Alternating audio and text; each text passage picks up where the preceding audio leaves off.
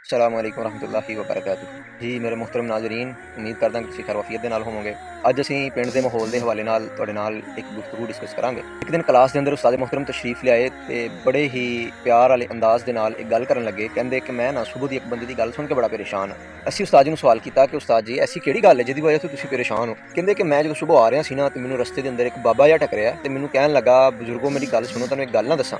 ਤੇ ਮੈਂ ਉਹਨੂੰ ਕਿਹਾ ਕਿ ਬਈ ਕਿਉਂ ਨਹੀਂ, ਜ਼ਰੂਰ। ਤੇ ਕਹਿਣ ਲੱਗਾ ਕਿ ਅੱਲਾ ਫਸ ਗਿਆ। ਤੇ ਮੈਂ ਪਰੇਸ਼ਾਨ ਹੋ ਗਿਆ, ਮੈਂ ਸਿਰ ਫੜ ਲਿਆ ਕਿ ਅੱਲਾ ਕਿਵੇਂ ਫਸ ਗਿਆ? ਤੇ ਮੈਂ ਜਦੋਂ ਉਹਨੂੰ ਪੁੱਛਿਆ ਨਾ ਕਿ ਬਈ ਤੂੰ ਕਿਵੇਂ ਕਹਿੰਦੇ ਆ ਕਿ ਅੱਲਾ ਫਸ ਗਿਆ, ਕਹਿਣ ਲੱਗਾ, ਬਜ਼ੁਰਗੋ ਮੈਨੂੰ ਤੁਸੀਂ ਆਪ ਦੱਸੋ ਕਿ ਅੱਲਾਹ ਤਾਲਾ ਸਾਡੇ ਨਾਲ ਰੋਜ਼ੀ ਰੋਟੀ ਦਾ ਵਾਅਦਾ ਕਰਕੇ ਕਿਵੇਂ ਨਹੀਂ ਫਸਿਆ? ਜਿੱਦਾਂ ਦੀਆਂ ਸਾਡੀਆਂ ਕਰਤੂਤਾਂ ਨੇ, ਜਿੱਦਾਂ ਦੇ ਸਾਡੇ ਕੰਮ ਨੇ, ਕਿਆ ਅਗਰ ਅੱਲਾ ਨੇ ਸਾਡੇ ਨਾਲ ਰੋਜ਼ੀ ਰੋਟੀ ਦਾ ਵਾਅਦਾ ਨਾ ਕੀਤਾ ਹੁੰਦਾ ਤੇ ਕੰਮਾਂ ਦੀ ਬਿਨਾਂ ਤੇ ਸਾਨੂੰ ਰੋਜ਼ੀ ਰੋਟੀ ਮਿਲਣੀ ਹੁੰਦੀ, ਤੇ ਕਿਆ ਤੁਸੀਂ ਮੈਨੂੰ ਦੱਸੋ ਕਿ ਤੁਹਾਨੂੰ ਅੱਜ ਰੋਜ਼ੀ ਰੋਟੀ ਮਿਲ ਸਕਦੀ ਸੀ?